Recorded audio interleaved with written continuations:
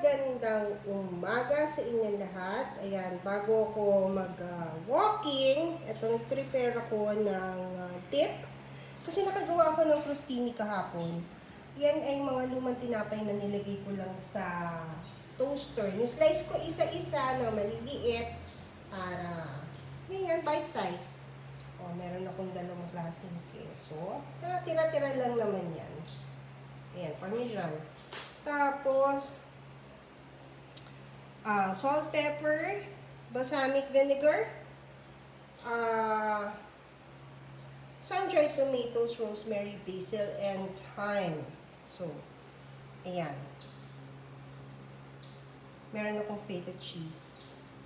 Kinuha ko yung nasa loob kasi medyo masarap yun. Of course, garlic and sun-dried tomatoes. Ayan, minix ko lang lahat ng ingredients, no?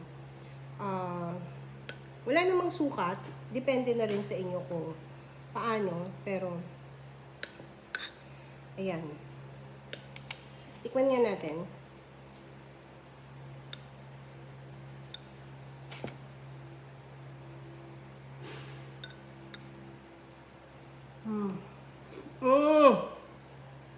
Ang sarap. Ang sarap niya. So, minsan masarap din mag-snack ng mga ganito lang kasimple. I'm sure meron din kayo nito sa mga bahay. Kung wala kayong sun-dried tomatoes, magpatuyo na lang kayo ng mga ano niyo. Ng tawag dito, kamatis. Ngayon may kaibigan ako. Ano siya, taga Zamboanga. Her name is Ditos. Sabi niya sa akin, minsan kasi pinapadalhan ko siya ng mga sun-dried tomatoes. Ano lang ako, dehydrate lang ako ng mga tomatoes and I give her. Tapos sabi niya, ang sarap naman itong mga kamatis na ito. Chinampoy ang tawag niya. Chinampoy na kamatis. Yan.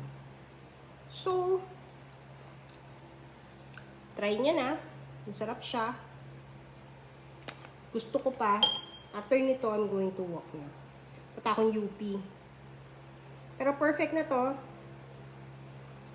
Perfect yung timpla niya. Masarap.